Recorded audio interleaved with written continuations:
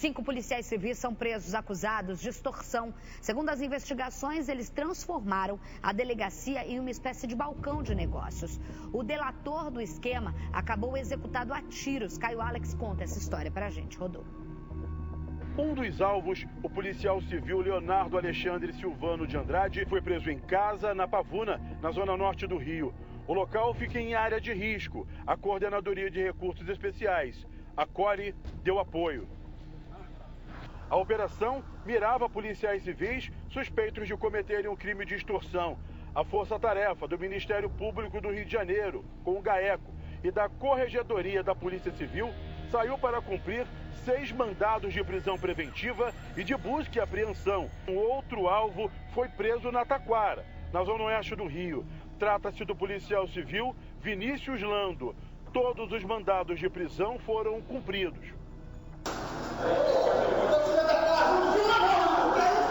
Eram agentes de segurança que, infelizmente, ultrapassaram para o outro lado e passaram a se usar de suas funções para a prática de crimes. Mas é justamente a estrutura de segurança hoje que está permitindo a prisão desses agentes e a futura responsabilização deles.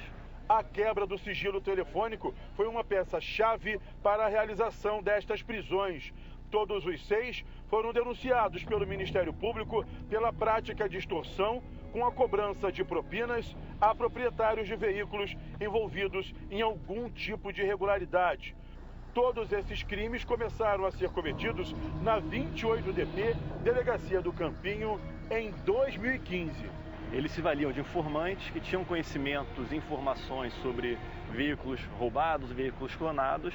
Uma vez levantada essa informação era passada para a equipe de policiais esses que agiam à margem da lei, e identificada essa situação era simulada uma abordagem policial e a partir disso criava-se o cenário que se permitia a extorsão dessas vítimas. Segundo o Ministério Público, em 2017, o informante da polícia que participava das extorsões trouxe novidades à investigação, mas estranhamente no mesmo ano esse homem foi executado a tiros. Um informante que até posteriormente foi executado, as circunstâncias não estão nem esclarecidas, que levou essa notícia. Começou-se uma investigação conjunta do Ministério Público do Rio de Janeiro com a Corregedoria da Polícia Civil, que resultou nessa operação de hoje com esses 6 presos, 5 policiais civis. Além do processo criminal, eles serão submetidos a um processo administrativo disciplinar que pode resultar na demissão deles.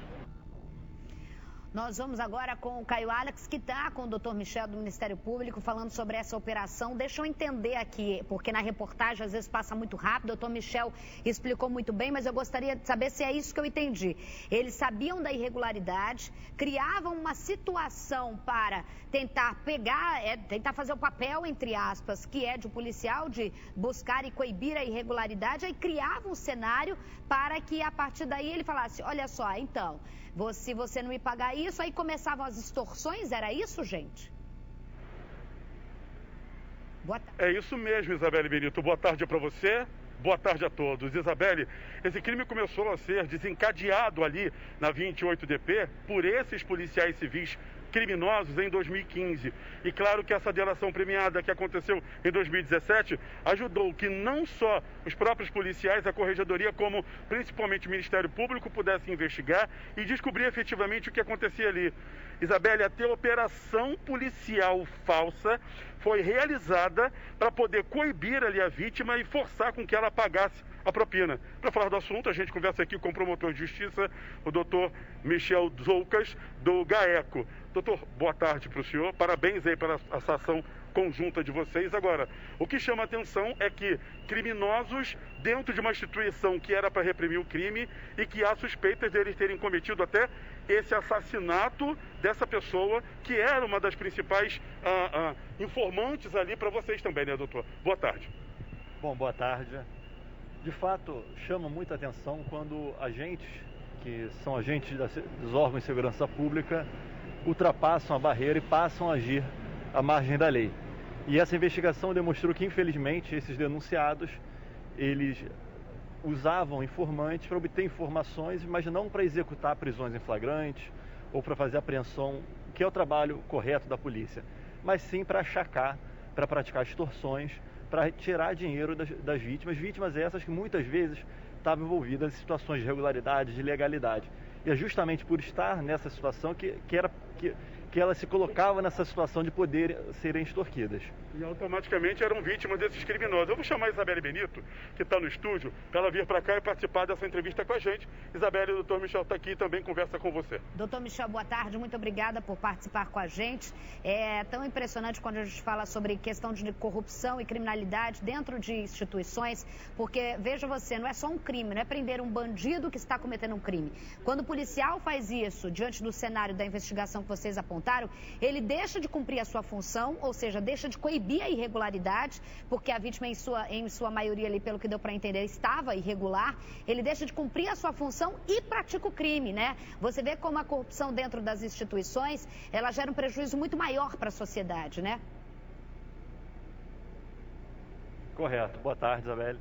De fato, os policiais que conseguiram efetuar uma situação de flagrância, de uma situação de ilegalidade, que deveriam executar eventualmente uma prisão em flagrante, se fosse o caso, ou apreender para fazer com que aquela situação de flagrância cessasse, optam por obter valores espúrios, ou seja, optam por tentar obter vantagens econômicas dessas vítimas. E realmente esse tipo de situação, claro que ela é sempre muito chocante, porque não é o que se espera de qualquer agente público que passe, ao invés de servir a população, passe a se usar da população para enriquecer, obter valores ilicitamente. E só para você entender, Isabelle, na casa de um desses suspeitos que foi preso hoje, com prisão, né, decretada prisão preventiva, foi encontrada a quantia de R$75 mil escondido dentro de casa e também um cheque no valor de R$10 mil. Isso pode caracterizar, doutor, que esse dinheiro também possa ser fruto, ainda hoje, de extorsão em algum lugar, porque o dinheiro estava muito mal alocado ali. Claro que a investigação de vocês começou em 2017, e eles já vinham agindo desde 2015. Sim, até por isso que essa quantia ela foi apreendida. É uma situação que chama muita atenção.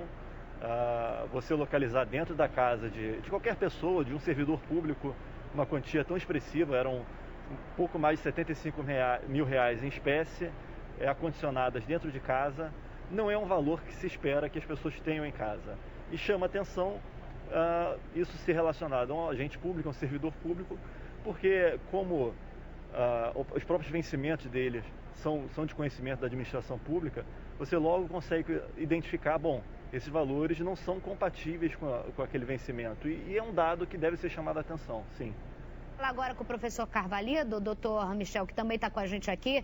Professor, a importância do Ministério Público, da Polícia Civil cortar na própria carne, porque é o que a gente, da Polícia Militar também, quando acontece isso, que a gente precisa, a gente fala de homens corruptos que acabam manchando a instituição. A gente sabe que em qualquer lugar você tem que estar sempre de olho e fazer isso valer, principalmente instituições em que se entende que eles são os agentes da lei, né? Isso que pesa mais nessas instituições. Né? Exatamente, Isabelle. Vamos verificar. A corrupção, infelizmente, é um processo que está inerente ao poder público. No Brasil tem uma corrupção forte, mas também tem corrupção na Noruega. Eu quero lembrar vocês, pouca, mas tem. Tem corrupção na Dinamarca, tem corrupção nos Estados Unidos. É um elemento interno do processo da administração. Sempre tem agentes que quebram isso. Qual é a solução para essa questão? É a investigação e instituições dentro do governo, dentro do processo público, para investigar isso. E é o que aconteceu agora. É um processo que aconteceu em 2015, ou seja, faz aí 5 anos. Houve ali um andamento lento, mas houve um andamento e hoje, 5 anos depois, se quebra esse processo de pessoas que possivelmente continuam a fazer isso em outras instâncias. Portanto, é fundamental cortar pela própria carne. É doloroso, mas a corrupção só tem uma saída. É a própria instituição, a própria polícia, o próprio governo fazer isso. Porque dessa forma você vai gradualmente, mesmo que de uma maneira lenta, e isso é uma das questões que a gente tem que discutir, é tentar acelerar esse processo, mas isso é uma outra discussão, a gente vai quebrando gradualmente isso e reduzindo a corrupção. Parabéns ao GAECO e ao Ministério Público. Falando do Ministério Público, eu vou voltar com o doutor Michel. Doutor, eu sei que o Caio já perguntou, mas também tem uma investigação paralela sobre esse delator que colaborava, né, fazia parte do esquema e colaborava aí com as investigações, que acabou sendo morto de forma duvidosa, né? Pois é, o colaborador de fato, ele acabou sendo vítima de homicídio. As circunstâncias ainda não estão esclarecidas e isso é uma investigação que está em andamento. É uma investigação, Isabelle, que precisa também ter um andamento maior. Esse crime aconteceu em 2017, tem 3 anos. Isso porque esses policiais civis, à época, eram lotados na 28 DP do Campinho. Só que alguns já foram alocados em outras delegacias.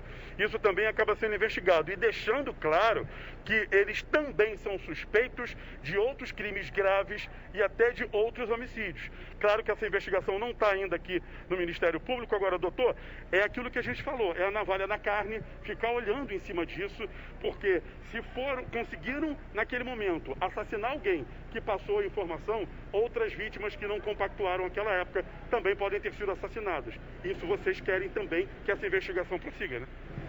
A investigação relacionada ao homicídio desse colaborador é uma investigação que ela precisa caminhar.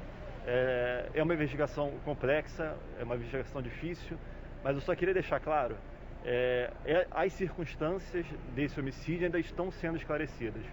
O que isso quer dizer?